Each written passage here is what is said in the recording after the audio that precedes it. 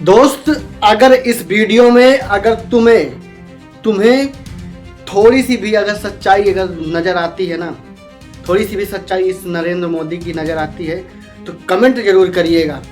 क्योंकि जितनी सारी फर्जी बातें इन्होंने करी है, इतनी फर्जी बातें हैं कि कुछ कह नहीं सकता हूँ मैं, और इस बात पे मैं कुछ उठा नहीं चाहता हूँ। तो उस वीडियो को पहले देखो। सरकार के खजाने में आ रहा है।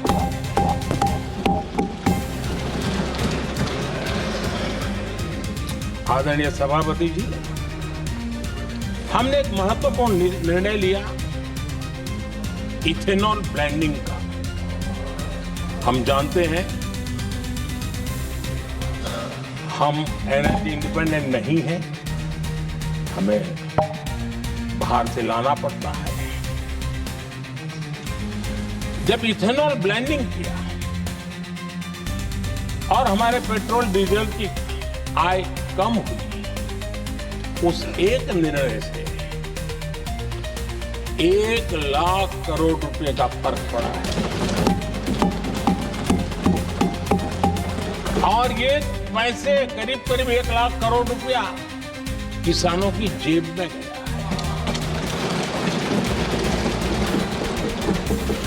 आदरणीय सभापति जी, मैं बचत की तो बात कर रहा हूं, लेकिन पहले अखबारों की हेडलाइन हुआ करती थी, इतने लाख के घोटाले, इतने लाख के घोटाले, इतने लाख के घोटाले।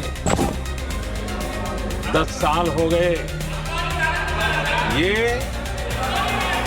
घोटाले न करके, घोटाले न होने से भी देश के लाखों करोड़ रुपए बचे हैं, जो जनता जनार्दन की सेवा में लगे हैं।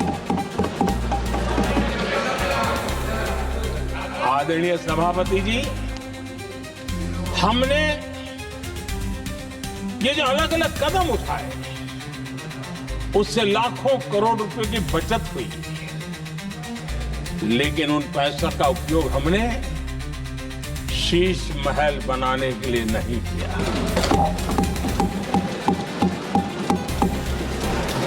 इसका उपयोग हमने देश बनाने के लिए किया। इंफ्रास्ट्रक्चर का बजट 10 साल पहले 1,80,000 करोड़ था, हमारे आने से पहले। आदरणीय सभापति जी, आज 11 लाख करोड़ रुपया इंफ्रास्ट्रक्चर का बजट, और इसलिए राष्ट्रपति जी ने भारत की नींव कैसी मजबूत हो रही है, इसका वर्णन इसमें किया है। रोड हो, हाईवे हो, रेलवे हो, ग्राम सड़क हो, इन सभी कामों के लिए विकास की एक मजबूत नींव रखी गई है। आदरणीय सभापति जी, सरकारी खजाने में बचत हुई वो तो एक बात है, और वो करना भी चाहिए, जैसा मैंने ट्रस्टीशिप की बात कही। लेकिन हमने इस बात पर भी ध्यान रखा है कि जन सामान्य के उनको भी बचत का लाभ मिलना चाहिए। योजनाएं ऐसी हो ताकि जनता को भी बचत हो। और आपने देखा होगा, आयुष्मान भारत योजना बीमारी के कारण सामान्य मानवी को जो खर्च होता था, अब तक जिन लोगों ने इसका बेनिफिट लिया है, उसी के हिसाब से मैं कहता हूं कि करीब देशवासियों का आयुष्मान योजना का बेनिफिट लेने के कारण जो खर्चा उनको अपने जेब से करना पड़ता, वैसे 1,20,000 करोड़ रुपया जनता जनार्दन के बचे हैं।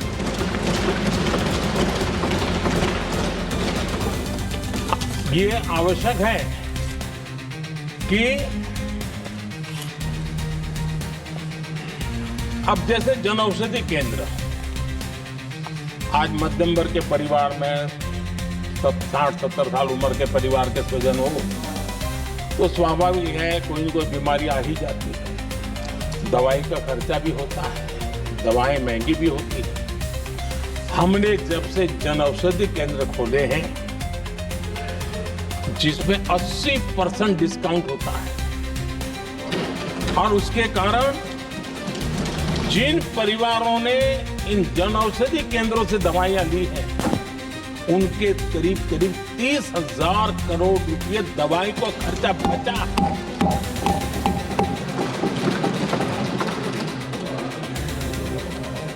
आदरणीय अध्यक्ष जी, यूनिसेफ का भी अनुमान है, उनका कहना है कि जिसके घर में स्वच्छता और टॉयलेट बना, उन्होंने इसका बड़ा सर्वे किया था, उस परिवार को करीब साल भर में 70,000 रुपए की बचत हुई है। स्वच्छता अभियान कहो, टॉयलेट बनाने का काम कहो, शुद्ध जल पहुंचाने का काम करो, कितना बड़ा फायदा हमारे सामान्य परिवार को हो रहा है। आदरणीय अध्यक्ष जी, नल से जल, मैंने प्रारंभ में उसका उल्लेख किया। WHO की एक रिपोर्ट आई है। WHO का कहना है कि नल से जल शुद्ध पानी मिलने के कारण उन परिवारों में जो अन्य बीमारियों के खर्चे होते थे, औसत 40,000 रुपया परिवार का बचा है।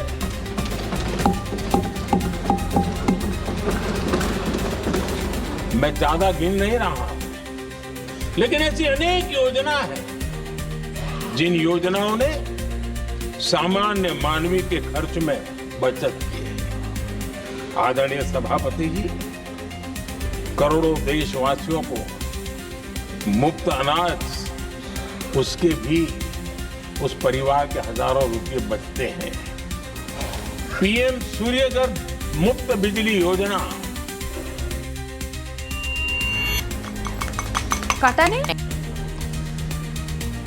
जहां जहां ये योजना लागू हुई है, इन परिवारों को औसतन साल भर के 25 से 30,000 रुपये बिजली की बचत हो, पैसों में बचत हो रही है, खर्च में बचत हो रही है। और अगर ज्यादा बिजली है तो बेच करके कमाई कर रहा है वो अलग, यानी सामान्य मानवी की बचत भी। हमने LED बल्ब का एक अभियान चलाया था।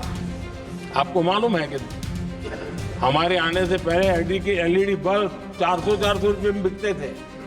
हमने इतना अभियान चलाया, उसकी कीमत 40 रुपए हो गई और LED बल्ब के कारण बिजली की भी बचत हुई और उजाला भी ज्यादा मिला और उसमें देशवासियों के करीब 20,000 करोड़ रुपए बचे हैं।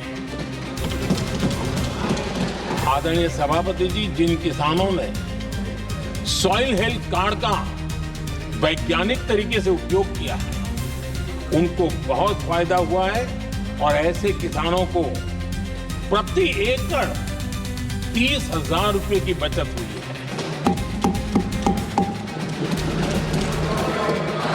आदरणीय अध्यक्ष जी, बीते 10 साल में इनकम टैक्स को कम करके भी हमने मिडिल क्लास की बचत को बढ़ाने का काम किया है। आदरणीय अध्यक्ष जी, 2014 के पहले ऐसे बम गोले फेंके गए, बंदूक की ऐसी गोलियां चलाई गई कि देशवासियों का जीवन छलनी कर दिया गया था। हमने धीरे धीरे उन घावों को भरते भरते आगे बढ़े। 2 लाख करोड़ रुपया, 2 लाख रुपया 2013-14 में 2 लाख रुपये, सिर्फ 2 लाख रुपये उस पर इनकम टैक्स माफी थी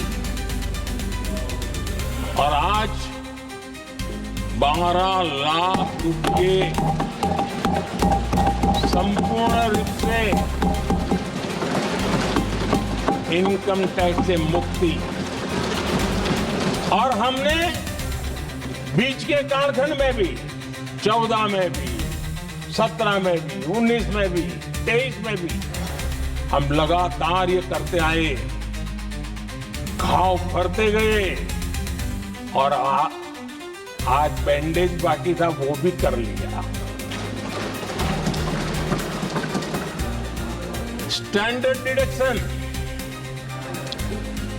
उसके अगर 75,000 जोड़ दें तो 1 अप्रैल के बाद देश में जो सैलरीड क्लास है उनके 13.25 लाख रुपए तक कोई इनकम टैक्स नहीं देना पड़ेगा।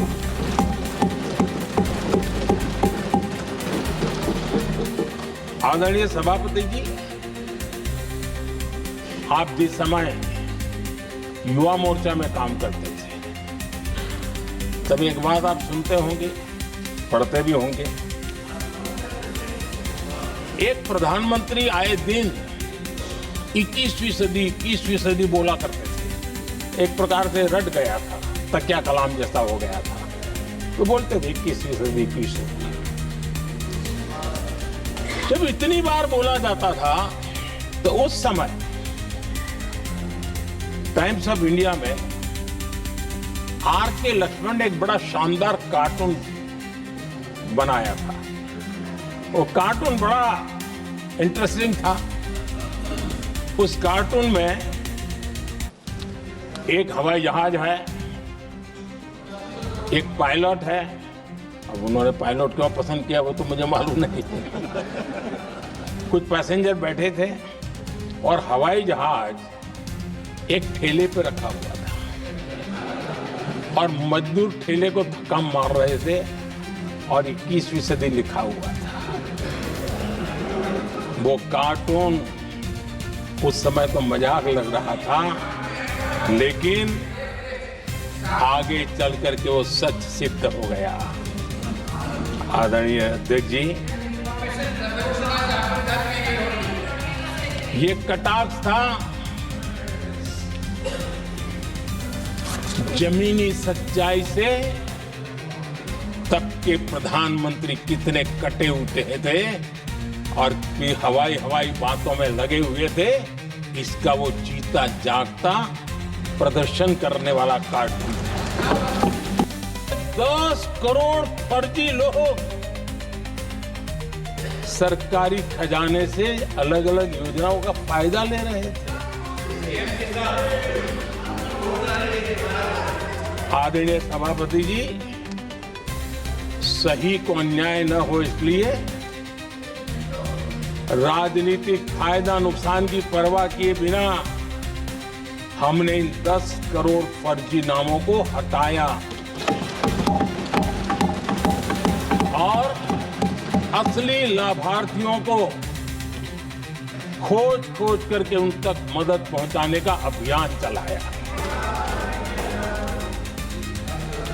आदरणीय सभापति जी, ये 10 करोड़ फर्जी लोग जब हटे और भिन्न भिन्न योजनाओं का हिसाब लगाएं तो करीब 3 लाख करोड़ रुपया गलत हाथों से जाने से बच गए। मैं हाथ किसका था ये नहीं कह रहा हूं, गलत हाथों से। आदरणीय सभापति जी, हमने सरकारी खरीद में भी टेक्नोलॉजी का भरपूर उपयोग किया, ट्रांसपेरेंसी लाए और जेम पोर्टल, जो आज राज्य सरकारें भी उसका उपयोग कर रही है, जेम पोर्टल से जो खरीदी हुई उससे आमतौर पर जो खरीदी होती है उससे कम पैसों में खरीदी हुई और सरकार के 1,15,000 करोड़ रुपए की बचत हुई।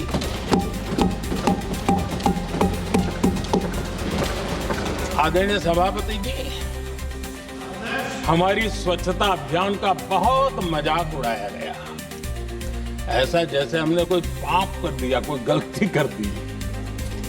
न जाने क्या क्या कहा जाता था, लेकिन आज मुझे संतोष से कहना है कि इन सफाई के कारण हाल के वर्षों में सिर्फ सरकारी दफ्तरों से जो कबाड़ बेचा गया ना, उसमें 2300 करोड़ रुपया सरकार को मिले। महात्मा गांधी ट्रस्टीशिप के सिद्धांत की बात करते थे। वो कहते थे कि हम ट्रस्टी हैं, ये संपत्ति जनता जनार्दन की है और इसलिए हम पाई पाई को एक ट्रस्टीशिप के सिद्धांत के आधार पर बचाने की और सही जगह पर उपयोग करने का प्रयास करते हैं। और तब जाकर के स्वच्छता अभियान से कबाड़ बेचकर 2300 करोड़ रुपया देश की सरकार के खजाने में आ रहा है। देख लो दोस्तों, क्या अभी ये जो बात बोले हैं तो क्या वो बिल्कुल सही है? क्या वो बिल्कुल सही है? आयुष्मान योजना जो है, क्या वो किसी को आयुष्मान योजना का कोई कुछ मिल रहा है? कुछ मिल रहा है? कुछ नहीं मिल रहा है। कोई फायदा, एक पैसे का फायदा नहीं मिल रहा है। मैं बात करूं तो जो अभी बात की जीएसटी में उसमें भी एक फायदा नहीं मिल रहा। मैं बात करूं तो स्वच्छता अभियान में उसमें भी एक फायदा नहीं मिल रहा। और मैं बात करूं तो जितने सारे इसने बयान दिए हैं, अगर एक भी अगर सच्चा हो बयान इनका तो मुझे कमेंट करके जरूर बताइएगा, क्योंकि हर एक सिचुएशन में तो ये हमेशा लाइन में खड़े कर दिए हैं। पूरा देश लाइन में आज भी खड़ा हुआ है। एक बार नहीं, 3 4 बार लाइन में खड़ा होना पड़ा। स्वच्छता अभियान में जितने सारे इन्होंने बजट बताए, जितने सारे इन्होंने फायदे बताए, तो एक भी फायदा आपको मिला है? अगर एक भी फायदा मिला हो तो हमें जरूर बताइएगा, क्योंकि इतना झूठा बयान देते हैं कि कुछ कोई कह नहीं सकता है, क्योंकि ये प्रधानमंत्री हैं।